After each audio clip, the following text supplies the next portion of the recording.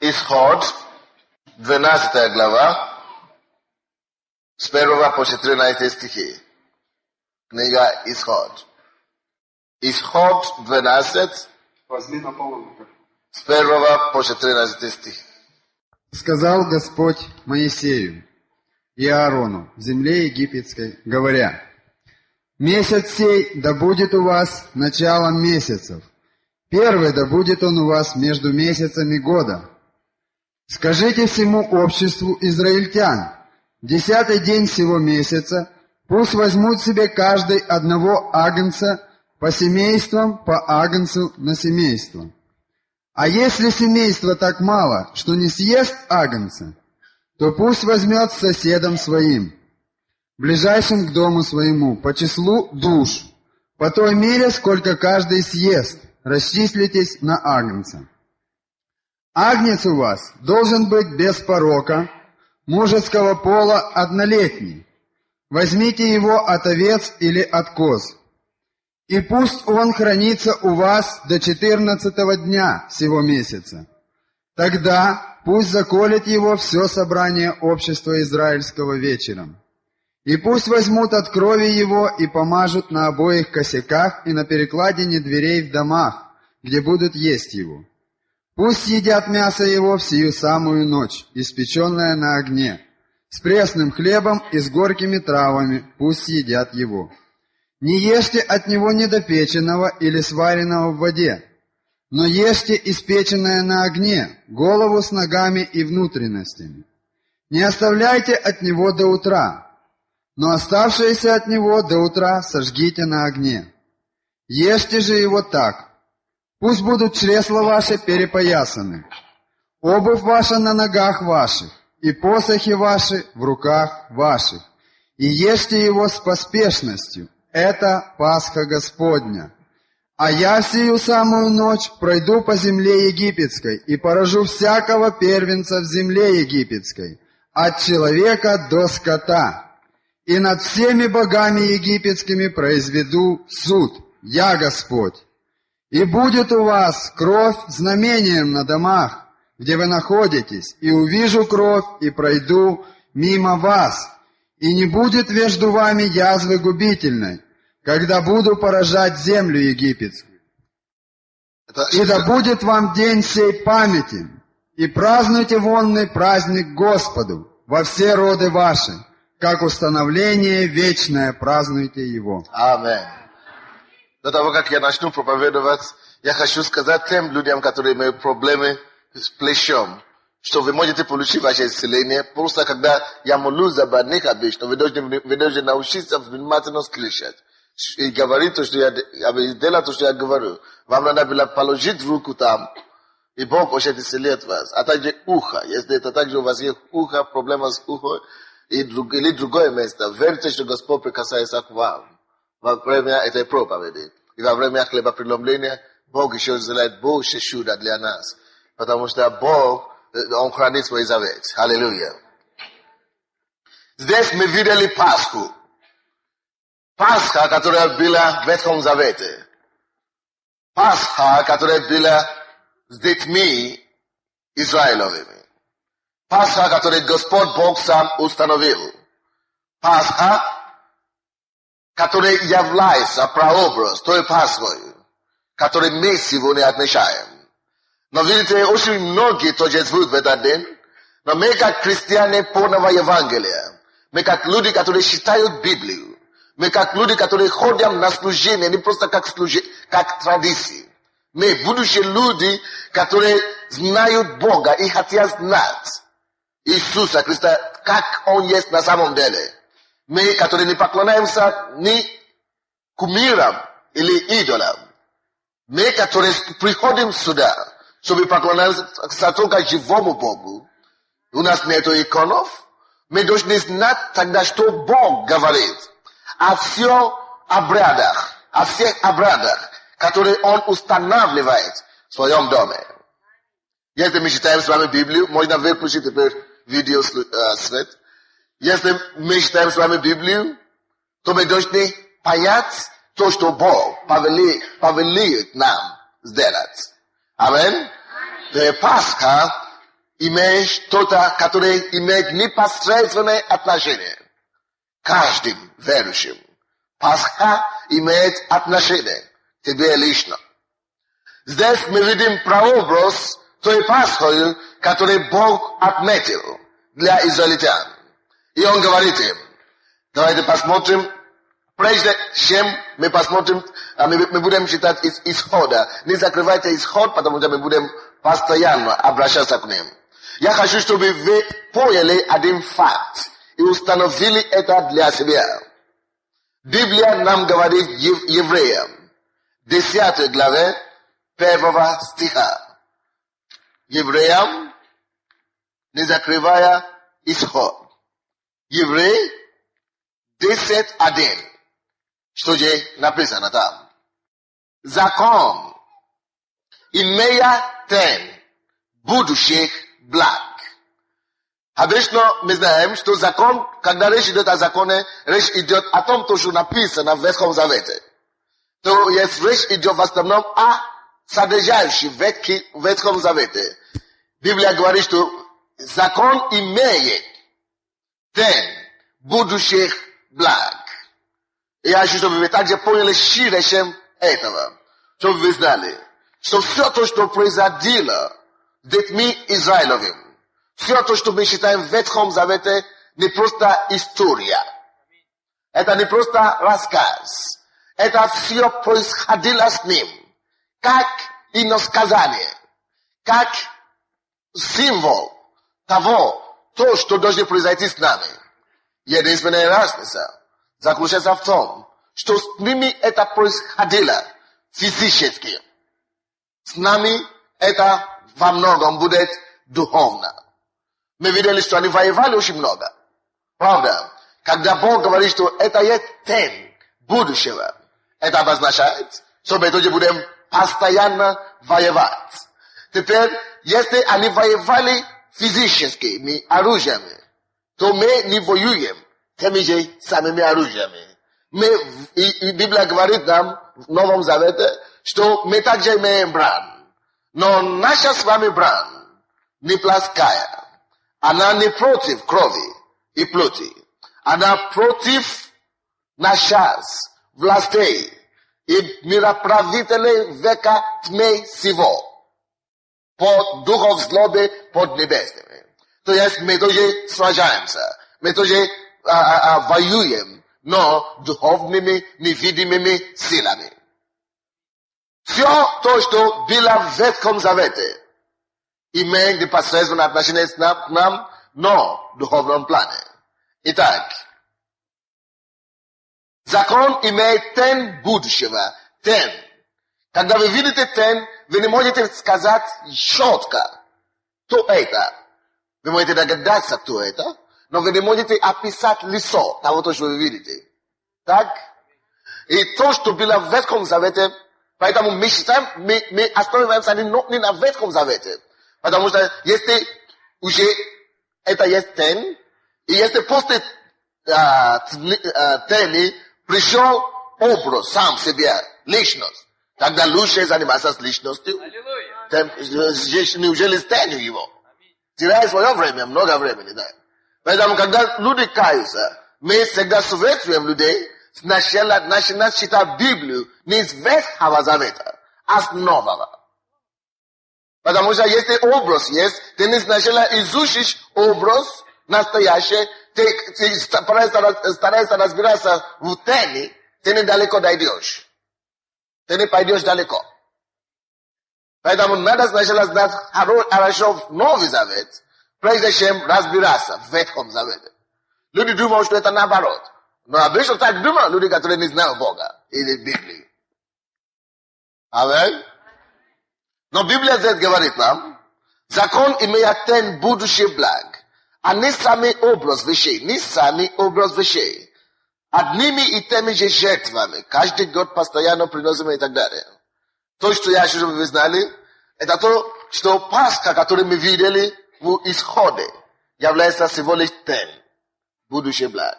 То есть нам сегодня с вами не надо брать овцу или агенца или какого-то животного, чтобы убить и принести жертвы Богу. Это, они делали это в этом завете. Но это как прообраз, это как тень того, что должно быть. Теперь, что случилось в Новом Завете? И как нам это знать, как наша Пасха сегодня? 2 стих. Я имею в виду 2 стих, Исход 12. Исход 12. Библия говорит здесь, с 1 стиха. «И сказал Господь Моисею и Аарону в земле египетской, говоря, месяц сей да будет у вас началом месяцев. Первым да будет он у вас между месяцами года». Вы догадываете, почему это должен быть первый месяц между месяцами года. Это очень просто. Это потому, что это месяц, в этом месяце они должны были отметить Пасху. И Бог говорит, это, я не знаю, я думал, что это было где-то в районе июня. Но когда Бог это говорил, Он говорит, да этот месяц будет первым для вас. Потому что в этом месяце вы будете праздновать Пасху. Пасха значит переход, освобождение. Вы будете праздновать освобождение. Да, каждый раз, когда мы вспоминаем смерть и воскресение Иисуса, каждый раз, когда мы отмечаем Пасху, это основателем или основание для новых вещей. Когда Пасха символизирует начало нового. И мы пережили эту Пасху уже в нашей жизни. Когда Иисус Христос вошел в нас. Аминь. Библия говорит нам, 2 послание Коринфянам 5:17. Итак, кто во Христе Иисусе, тот новый творение, тот новый тварь, старое прошло, и теперь все новое. Дорогие верующие, дорогие братья и сестры, похорони твое прошлое. Начни все со Христом Иисуса с самого начала. Пока ты еще не умер, есть еще надежда для тебя. Пока ты все еще жив, Пасха говорит нам, что мы можем начать все с самого начала. И это есть день, это есть образ дня, когда вы можете это знать. Сегодня есть день, как раз, когда вы должны это запомнить. Вы слушаете меня? Многие из нас, мы еще переживаем о том, что случилось с нами. Завтра, вчера. И из-за этого многие не могли добить ничего нормального в жизни. Но давайте вместе с вами придем к такому умозаключению, что Бог повелевает нам, как Он повелел Израилю, что этот месяц, это было в физическом мире, что этот месяц да будет новый для вас. Но в тебе это твоей духовной жизни. Твоей жизни, пускай этот день, наконец-то, если вы еще это не решили, пускай сегодня будет новым днем для вас. Если, может быть, ты старался за протяжении прошлого года заниматься каким-то бизнесом. Бился, бил, ничего не получилось. Сегодня ты можешь начать с самого начала. Может быть, ты упражнялся в какое-то служение для Бога. Ты пытался, мотался туда-сюда, не получилось. Ты можешь решить для тебя, что вот сегодня будет новый месяц для меня. Обновляй свое решение. Подай себе вызов. Обновляй свое преданность, свое посвящение Богу. Говорит, что сегодня будет первый день моего служения Богу. Прими это решение. Что сегодня я начинаю служить Богу, вот как будто никогда это не делал.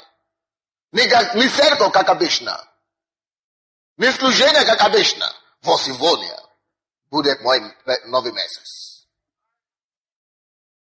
Хорошо, теперь посмотрите на свою жизнь. На отношения с вашими родственниками и супругами. Посмотрите на отношения у вас на работе.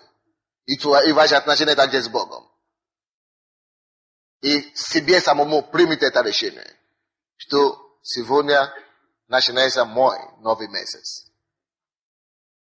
Задумайся, смотри, духовными глазами посмотри на свою ситуацию вокруг тебя.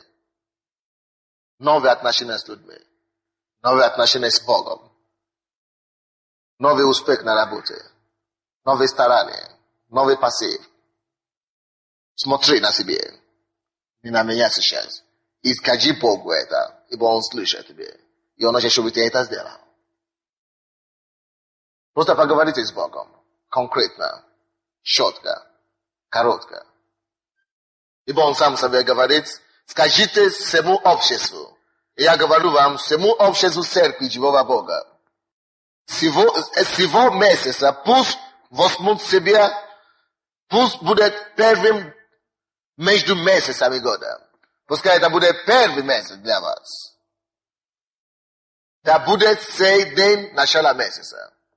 Скажи, что мои отношения с Иисусом я начинал только что. Я начинал заново. Мои отношения с братьями и сестрами я начинал заново. Обновление, оживление, все новое. И начни поступать соответственно. Аминь. И Бог вам поможет в этом.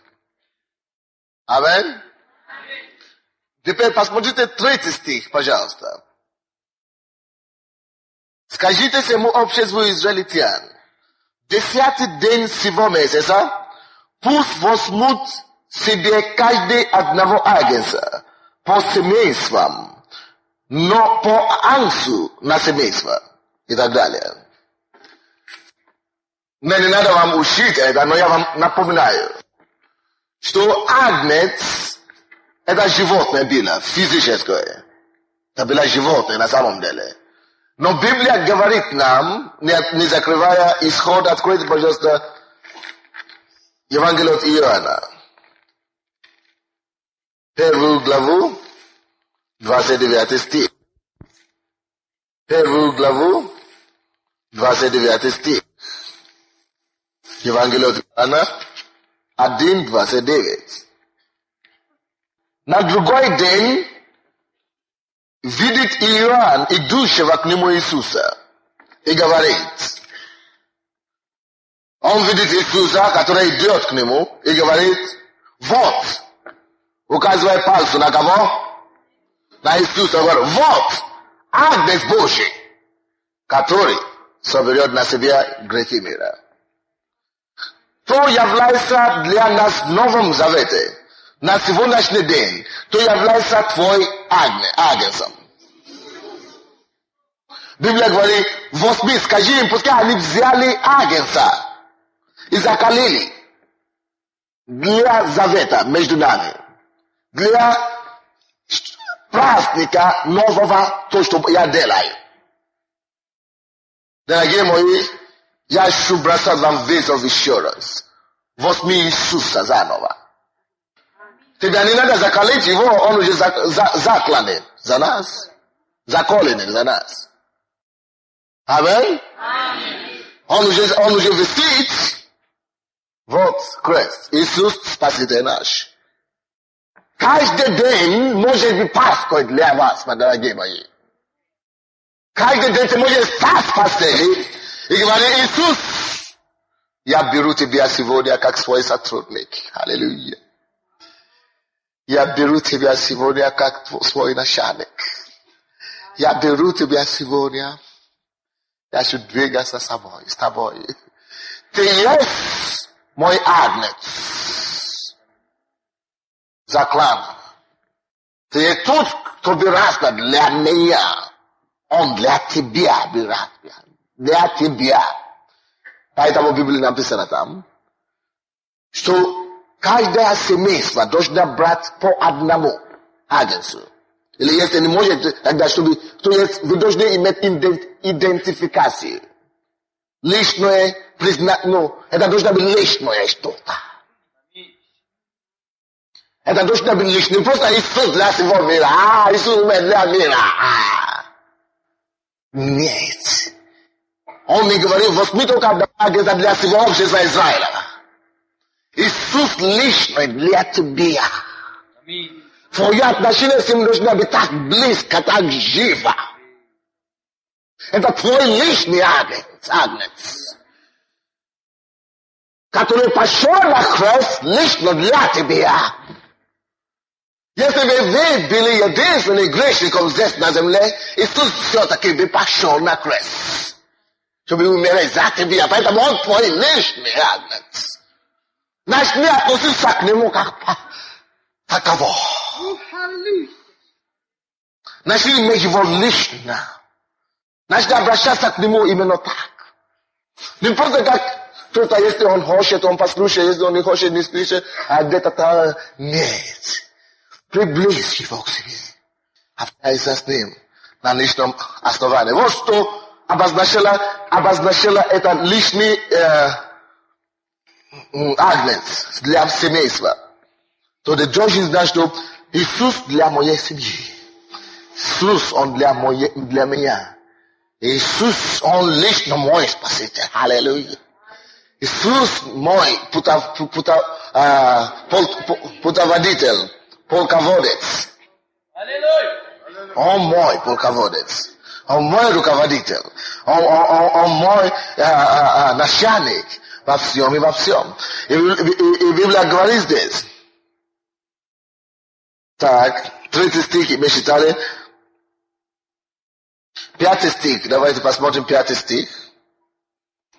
Агнец у вас должен быть без порока. Слушайте. Агнец у вас должен быть без порока, мужеского пола, однолетний. Возьмите его от овец и от коз. О чем это говорится нам?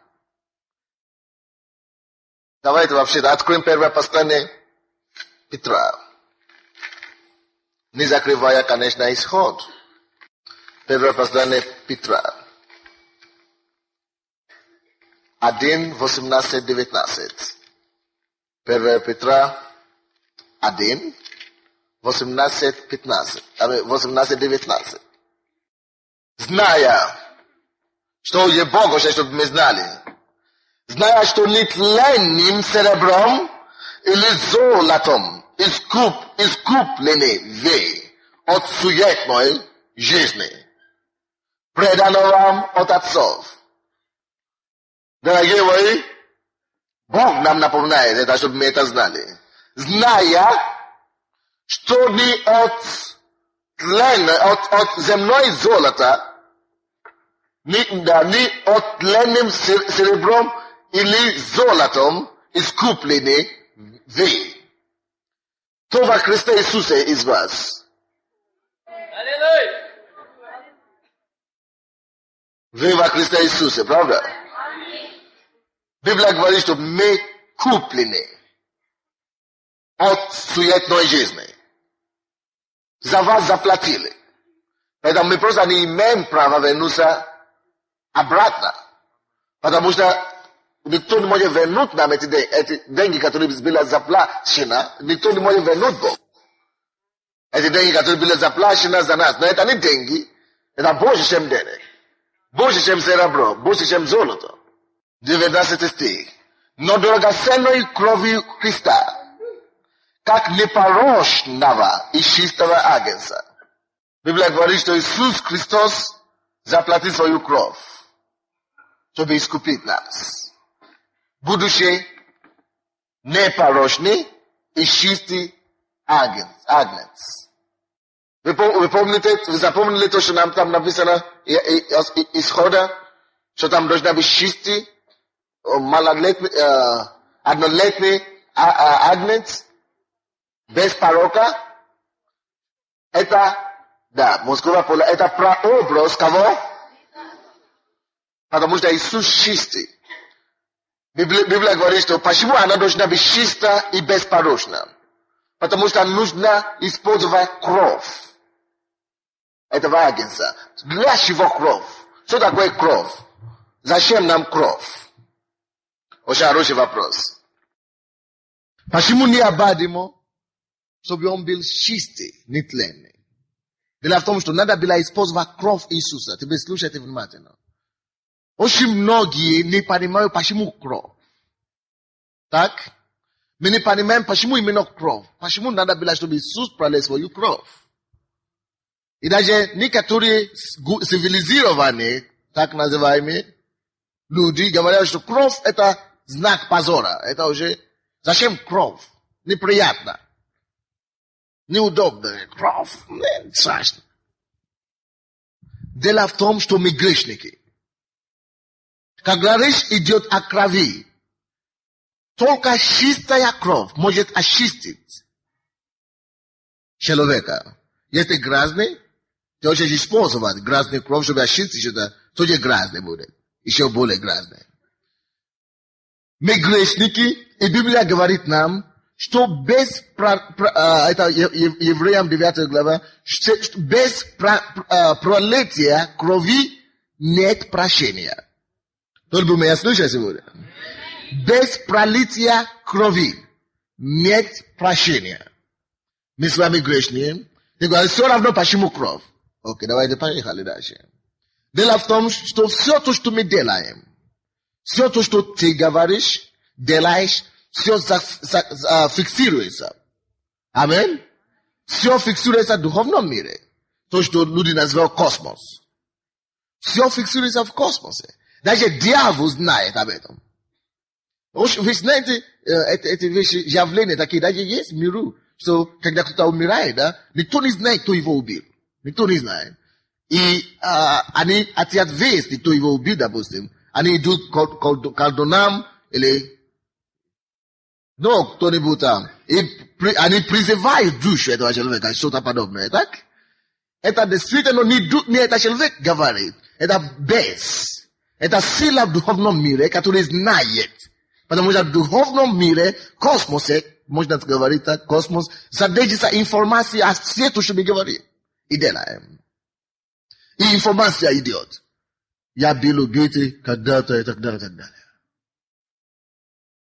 Потому что в духовном мире есть информация. Если вы хотите слышать подробность этой проповеди, в летом мы проповедовали о власти языка. Власть жизни и смерти в языка. Это две проповеди. В одном из них я проповедовал подробно об этом. В духовном мире это все фиксируется. Все твои грехи, алло? Я очень не помню, что я делал. Я вообще не грешник. Я никого не убил. Я никого не ограбил. Я вообще-то такой человек. Ну, конечно, бывает там, что обманул к лучшему, ну, как вы говорите, нарочие или какой-то. Да. Но это все фиксируется, короче. Грех есть грех. Теперь в духовном мире единственное то, что имеет силу перед Богом, чтобы очистить человека, это кровь. Вы понимаете, почему кровь? Эта кровь стирает полностью. С небес, это как компьютер. Информации, которые были задействованы. Поэтому очень плохо и очень опасно, когда человек уже получил возрождение церкви и попадает обратно. Он заново начинает счет включил. А какая продажа преимущества, когда мы служим Богу, потому что я знал, что если я согрешил сейчас, сразу же я могу попросить у Бога прощения. И это есть кровь продолжает действовать для меня. И Он прощает. И омывает. Я продолжаю идти с Богом.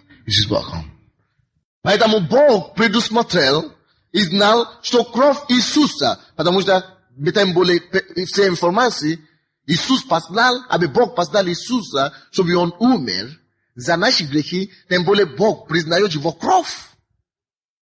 Потому что Он на самом деле жил без одного греха. Бог это знает. Поэтому Богу необходимо, чтобы даже его возлюбленный сын, чтобы Он не мог его пощадить. Очень многие люди спрашивают, почему Бог его не пощадил на кресте? Почему Он не спас? Почему Он не пускай Он не спас? Но надо было, чтобы Он пролез эту кровь. Без этой пролитой крови ты не будет прощения. Поэтому написано в Библии, на мгновение Бог покинул Иисуса. Нам мгновение Иисус говорил, Господи, мой Бог по чему ты покинул меня? Потому что Бог должен видеть, что все равно эта кровь должна быть проклята, чтобы мы могли призывать через тысячи лет теперь эту кровь и получить прощение. Поэтому эта кровь должна быть непорочна. Вы слушаете? Я не мог умереть за вас, потому что моя кровь порочная. А это тот факт, что я уже родился на этой земле, от родителей у меня уже порочная кровь. Только Иисус. Понимаете, почему Магомед не может быть источником спасения? Потому что он человек. Он не рожден от Духа Святого. Даже в Коране, да, в их священной книге, на Коране написано, что Иисус действительно был рожден от Духа Святого. Вы понимаете, почему Будда не сможет быть источником спасения? Потому что их кровь тоже не имеет силу в духовном мире. Их кровь также нуждается в прощении, в очищении. Кто-нибудь меня слышит сегодня?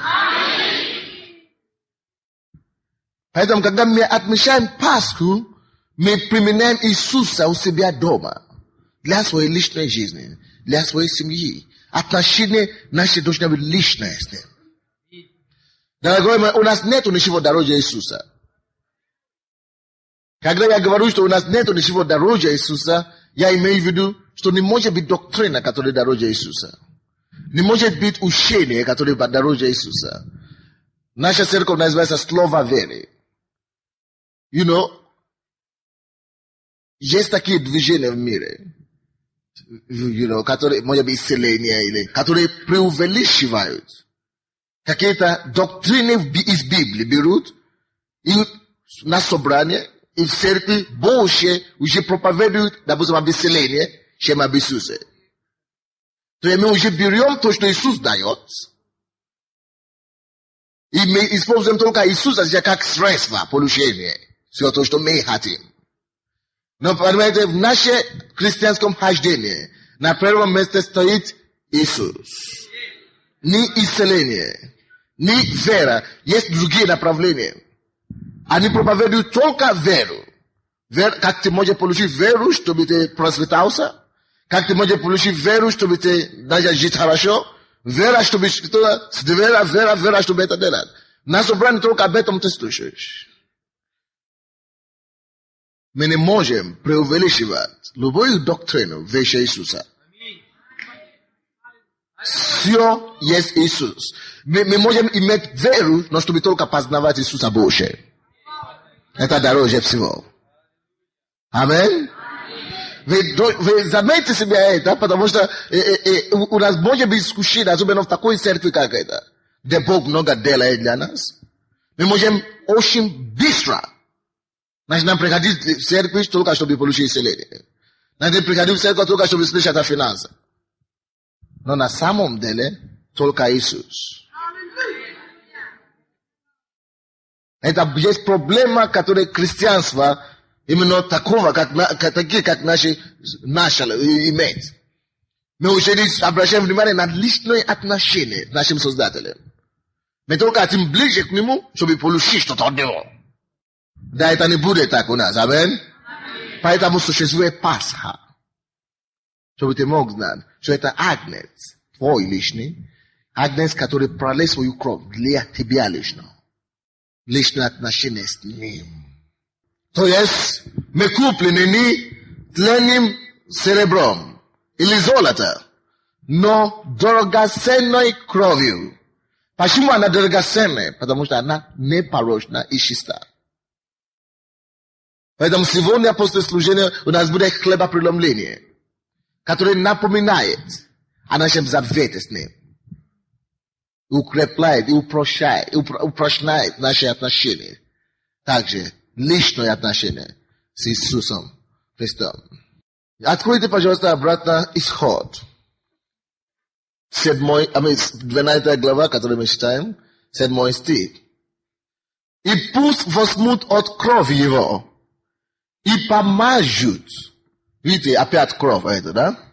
и помажут на обои косяках и на перекладине дверей дома, где будут есть его. Библия говорит нам, что Бог говорил детям Израилевым, чтобы они использовали кровь. Видите, обычно ты думаешь, что если ты заколол какого-то животного, да, то кровь падает, какая разница тебе кровь. Ты же не будешь делать из этого колбаса, ты уже христианин. И кровь падает. И самое главное мясо, да? Но Бог говорит, слушайте, что надо обращать внимание на кровь. Возьмите кровь, да? И используйте по назначению. Используйте кровь, чтобы поставить на перекладины и так далее. Делайте то, делайте другое. Что такое? Что это говорит нам, как новозаветные верующие христиане? Таким же образом, как Бог повелевает верующим детям Израилевым, который был прообраз церкви того времени, чтобы они использовали кровь агнца, это говорится нам сегодня, что мы также не просто должны сказать, о, Иисус. Все в Иисусе важно. Все то, что Иисус имеет в себе, имеет определенную силу. И Бог также нам говорит в Новом Завете, чтобы таким же образом мы могли знать, как использовать непосредственно кровь Иисуса. Как брать от крови и обеспечивать себе защиту. Ты не просто говоришь, Иисус защищает меня, Иисус защищает меня, Иисус защищает меня. Библия говорит, что есть кровь агнца. Иисус, Он уже пролил эту кровь. Чтобы из пролитой кровью мы могли взять отсюда. И постоянно использовать для себя. Давайте посмотрим 17 стих ниже. 12 стих, 12 стих. А я в сию самую ночь пройду по земле египетской и поражу всякого первенца в земле египетской от человека до скота. И над всеми богами египетскими произведу суд, я Господь. 13 стих.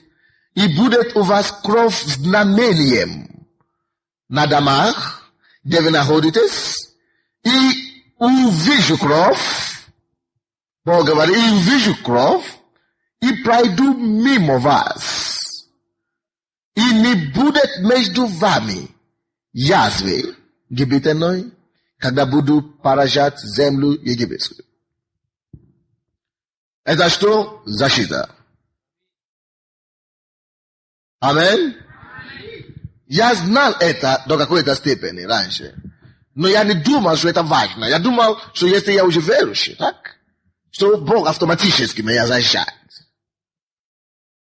И однажды Бог очень сильно, после того, как меня ограбили, каждый раз, когда меня ограбили, Бог мне сказал об этом. И я просто молился так. Но после того, Бог говорит, до того, как ты выходишь из дома, молись, применяй кровь. Я молюсь о крови, я говорю, Господь, пускай кровь твоя покрывает этот дом сегодня. Используй кровь, бери кровь каждый день. Используй кровь на себе. Я говорю, Господь, я покрываю себе кровь Иисуса, потому что это есть знамение между тобой и Богом. Кровь агнца есть для тебя лично. Применяй эту кровь. Аминь.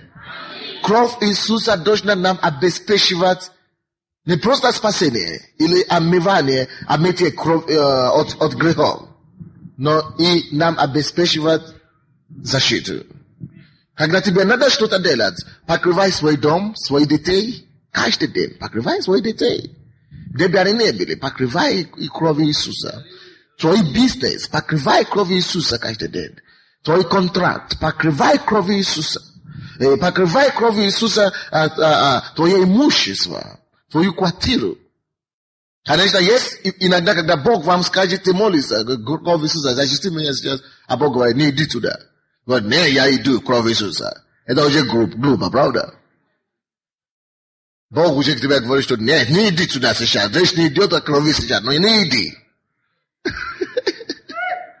Амин. Короче, мы еще знаем, мы только что обнаружили еще одну функцию этой крови Иисуса. Но поймите, что там написано, что должно быть умышление первенцев египтян. И, их живот, скота и так далее.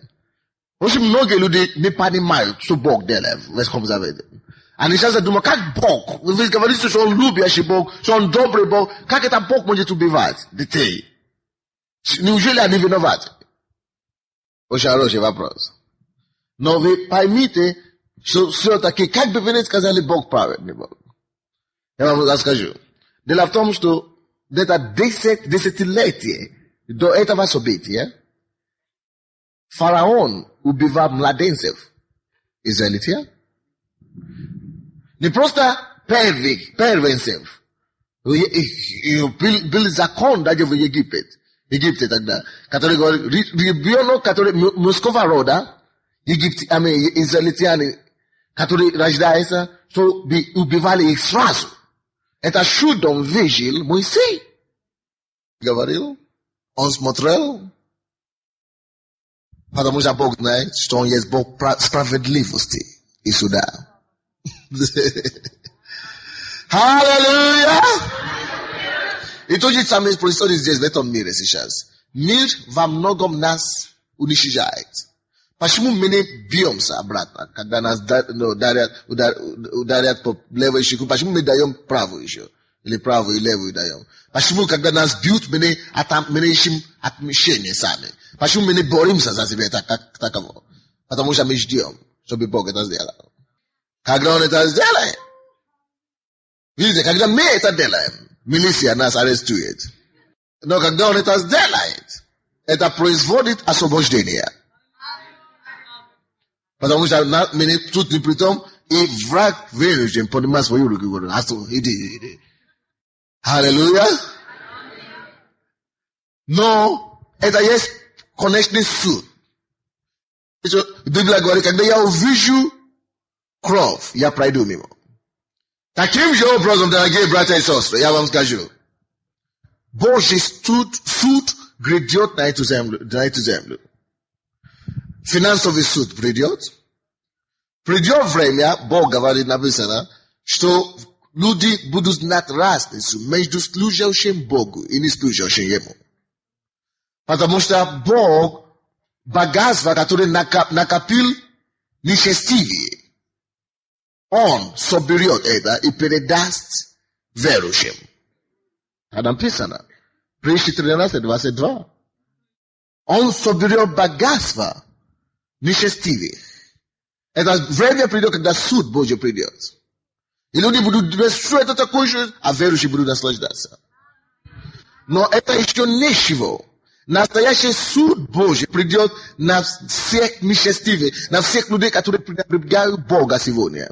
На всех людей, которые не верят в Иисуса Христа сегодня. Видите, сегодня время благодати. Когда убивали каждым годом детей израильтян, как будто Бога нету на свете. Сейчас тоже иногда вы жалуетесь. So, почему мы, верующие, нам тяжело, а неверующие, мафиозникам, ракетирам, всем им получается, у них получается, они только живут. Как будто нету Бога на свете, правда? Но Бог, Он учит нас долготерпению, Он сам долготерпелив. Но не может быть долго, чтобы это не пришло. Как бы долго не длилась ночь, все равно закончится. И утро наступит. То же самое с Богом. Вот, то же самое, вот как египтяне не ожидали Божий суд. То же самое этот мир не ожидает Божий суд. Они все делают, как они хотят. Но Библия нам говорит, что грядет гнев Божий Но когда этот гнев Божий придет, есть путь, есть способ, который Бог будет использовать, чтобы нас избавить от этого гнева. Откройте, пожалуйста, первое послание Фессалоникийцам. Первое послание Фессалоникийцам 1:10.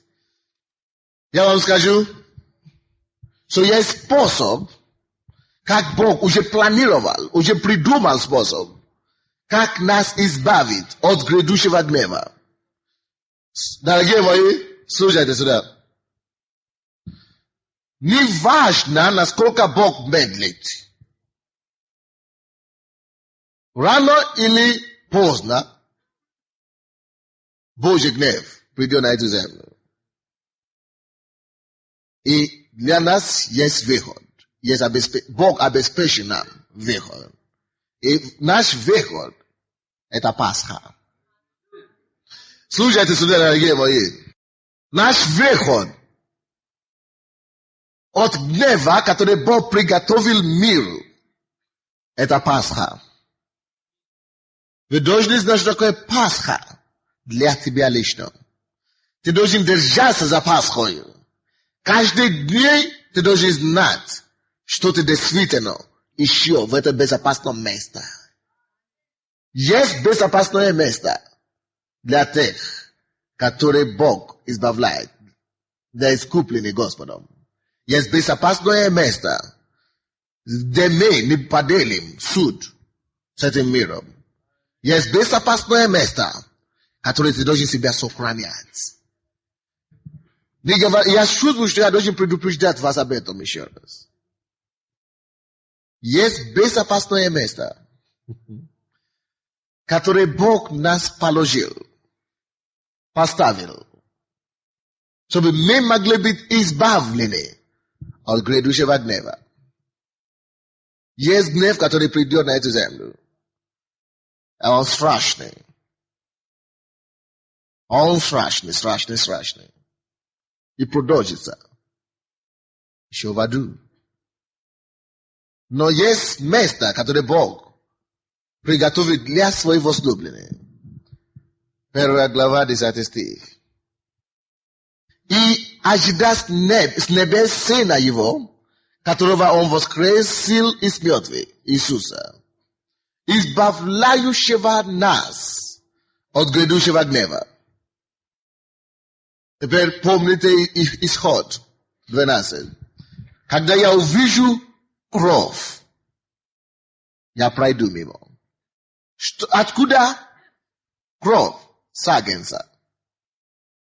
Иисуса. В Иисусе, в Его крови, наша безопасность от грядущего гнева. Когда ты встаешь каждый день, задай себе вопрос.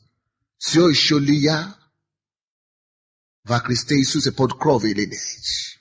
Не ложись спать без уверенности, что ты еще под кровью Иисуса. Потому что этот день может наступить ночью. Хадис каждым постоянно с ответственностью о том, что ты во Христе Иисусе безопасен. Живи так. Будь в крови. Будь в Пасхе. Совершай для себя Пасху каждый день. Когда я увижу кровь, я пройду. Увидит ли на тебе Бог кровь, когда Он испустит гнев на эту землю? Пройдет ли мимо тебя гнев Божий? Я говорю, что мы можем ошибаться, мы можем грешить, но получаем ли мы тут же прощение или нет? Если ты живешь во Христе Иисусе, ты всегда будешь получить, потому что ты будешь каяться, и Он будет тебя прощать. Но если ты уже отступил, ты даже не забываешь, ты даже не вспоминаешь каяться, ты даже не вспоминаешь. Почему? Потому что грех и мир уже твой образ жизни. Ты уже вошел в другое царство. Поэтому мы не уходим в церкви. Поэтому мы не уходим с постзащиты. Поэтому мы не уходим с того места, где мы можем постоянно слышать слово коррекции. Слово исправления. dla naszej duszy. Żeby prodajały błogosławić. Wiecie, krew, agnet, которые эти люди закаляли в Ветхом Завете, да? Не просто для их еды, чтобы они покушали. Есть многого, то, что Бог дает нам, мы благодарим Бога за это. Аминь. То, что облегчает для нас жизнь. Есть благословение, это то, что мы кушаем. Но видите, все то, что Бог, для чего Бог организовал Пасху, не просто для нашей еды, сегодняшнего наслаждения. Но больше того, чтобы охранять нас от грядущего гнева. Давайте вернемся к Исходу 12. Буду читать 8 стиха. Пусть съедят мясо его, сию самую ночь, испеченное на огне, пресным хлебом и с горькими травами. Пусть съедят его. Если вы посмотрите Евангелие от Иоанна, давайте посмотрим 6 главу. То я не закрываю, конечно, Исход. Евангелие от Иоанна, 6 глава, 53-56 стихи. Иисус же сказал им: истинно, истинно говорю вам, если не будете есть плоти Сына Человеческого и пить крови Его, то не будете иметь в себе жизни. Ядущий мою плоть и пьющий кровь мою имеет жизнь вечную, и я воскрешу его в последний день. Ибо плоть моя истинно есть пища, и кровь моя истинно есть питье. Едущий мою плоть и пьющий мою кровь пребывает во мне, и я в нем. Библия говорит, чтобы они ели в Исходе полностью эту агнца. Что это значит? Он говорит, чтобы ничего не осталось. И мы понимаем, конечно, что это агнец есть Иисус Христос. Мы, конечно, понимаем, что Он сам это говорит, что моя плоть есть истинная пища. И что моя кровь есть действительно питье. О чем речь идет? Речь идет о том, что мы не имеем права отбрасывать или выбрасывать или отбирать ту часть Иисуса, который нам приемлема.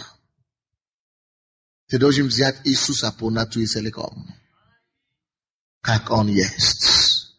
Видите, многие любят Иисуса, когда речь идет об исцелении, о благословении. Они любят благословение, но не любят Его наказание.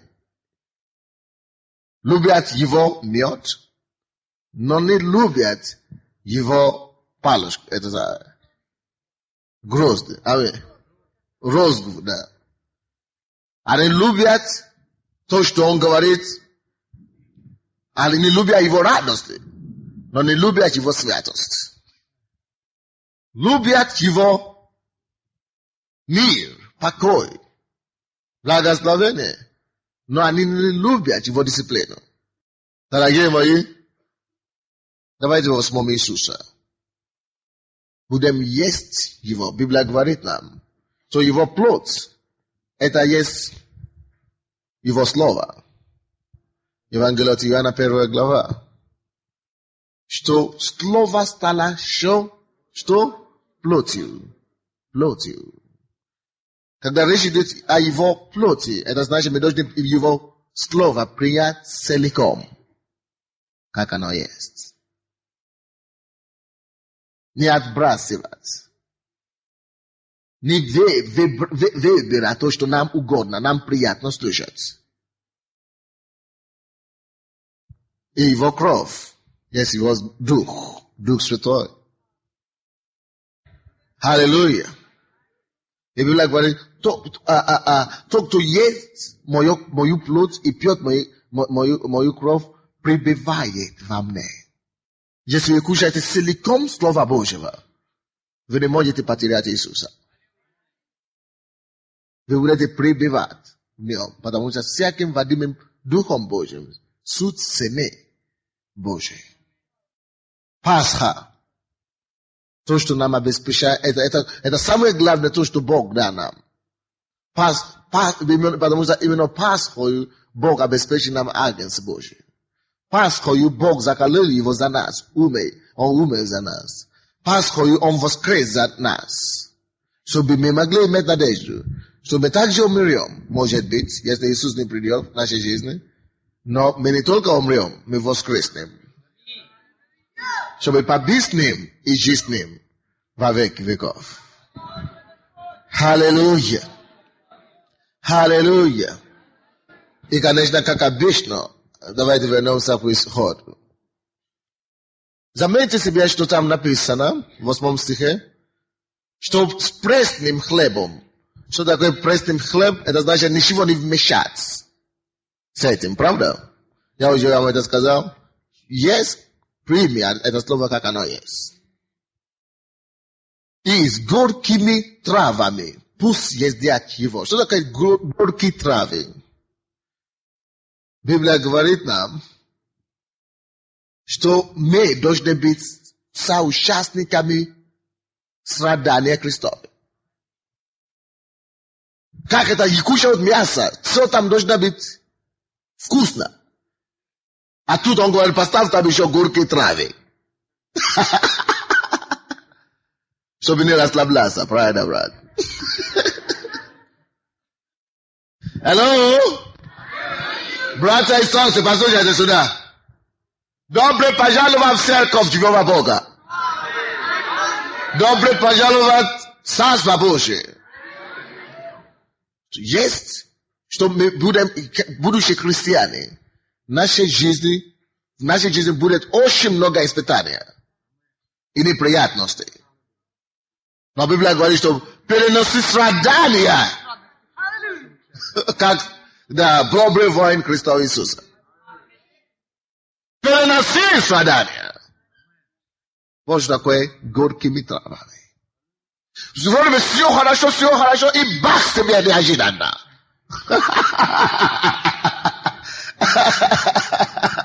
Не плачь, переноси страдания, дорогой. Это то, что нам не дает расслабляться здесь на земле. И я вам скажу, что это необходимо. Бог специально планировал это, чтобы это было так. Представляете себе? Что все только хорошо. О, все только чудесно, хорошо. Мы забудем, что это не наш дом. Мы подумаем, что мы уже приехали на небо.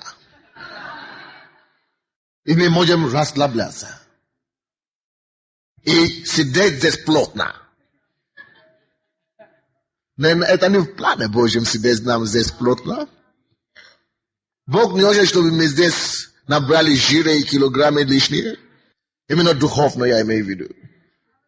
Поэтому поставили там травы эти горькие. Но заметьте себе, что также написано в Римлянам 8:18. Чтобы мы не огорчали из-за легких времени страдания. Кто-нибудь меня слышит? Ибо эти легкие временные страдания, они все временные. Поэтому они называются легкие временные. Библия говорит, что они несравненны. Алло? Они несравненны с теми, с той славой, которая явится в нас. Так что не обращай слишком много внимания на страдания, и испытания, и искушения. Просто перешагай через них и иди дальше. Горькими травами. Братья и сестры, вы теперь знаете, что сказать человеку, который скажет: я уже хожу в церковь 2 месяца, Бог еще меня не исцелил, в этом мне ничего не дает, я перестану. Потому что человек ничего не понимает. Он не разбирается. Кто-нибудь здесь из вас? Бог еще не ответил на мою молитву. Я уйду. Но уйди. Тут right. Я? Или Бог? Не, я там, я на месте. Я получал благословение все равно. Остался ли ты или ушел? Я остался у Бога.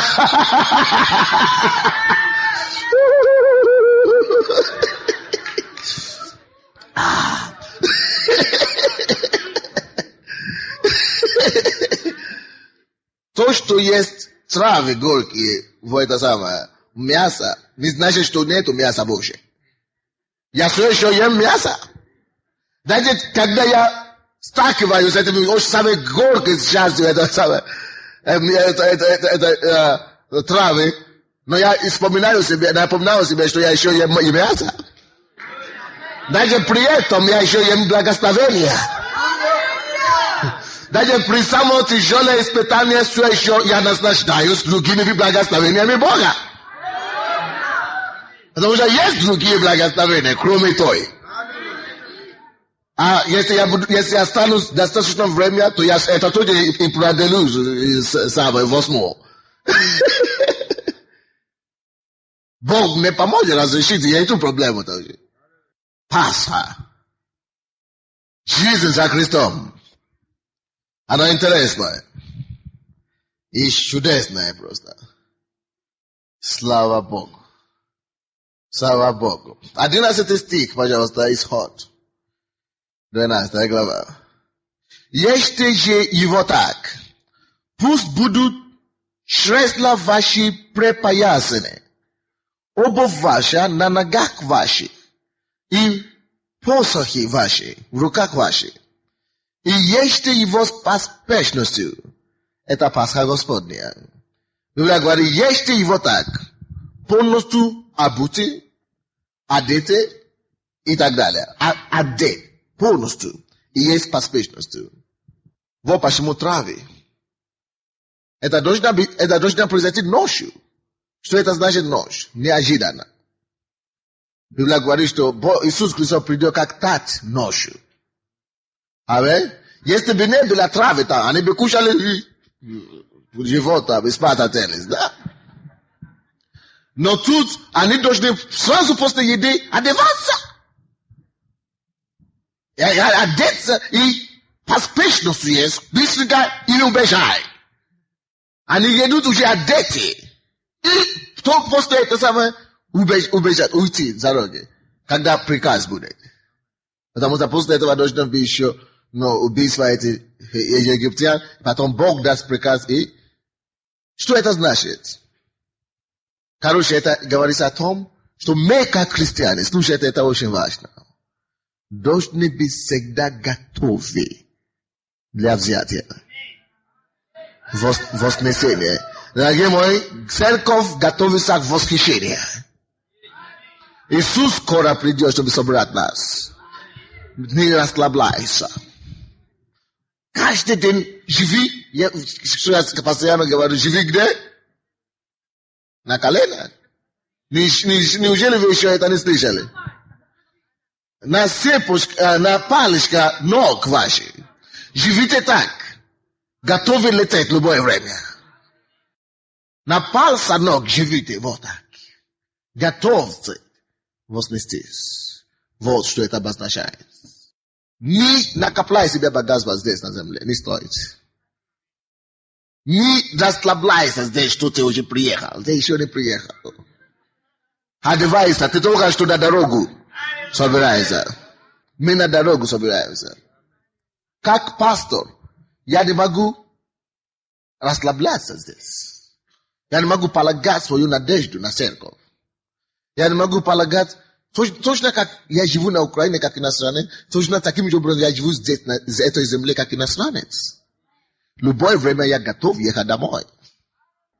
Ты тоже должен жить так. Это то, что Пасха должна напоминать нас.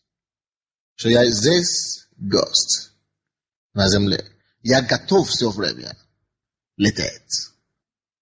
Пасха должна напоминать тебе об этом. Что все то, что я делаю здесь временно, есть дом. Есть небесный дом. Есть небесный дом. Есть небесный дом. И ждет меня мой Спаситель. Я ему дам отчет, как я провел свою жизнь здесь.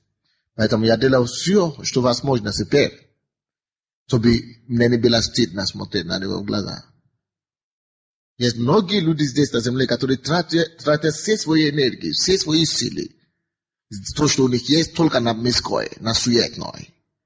Но помните, Библия говорит, что мы куплены не тленным серебром и золотом, а не тленным, а кровью Иисуса.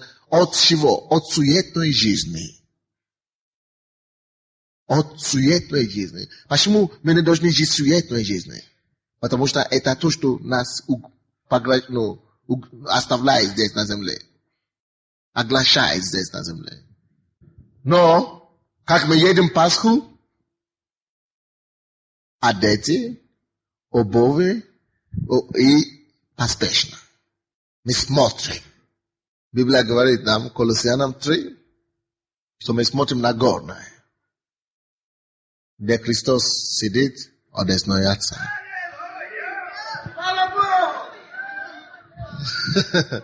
Постоянно наша жизнь должна быть построена именно таким образом. Вы слушаете меня?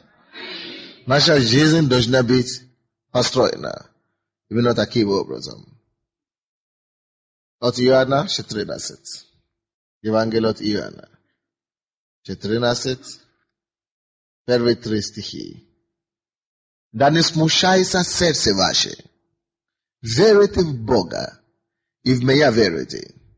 В доме Отца моего обителей много. А если бы не так, я сказал бы вам, я иду приготовить место вам. И когда пойду и приготовлю вам место, приду опять и возьму вас к себе, чтобы вы были там, где я. Пасха. Агнец, кровь, плоть его, кровь его, который мы кушаем и пьем, одети, травы, горки и с поспешностью готовься выйти из земли, чужой, и уйти домой. Давайте станемся. Что такое Пасха для тебя?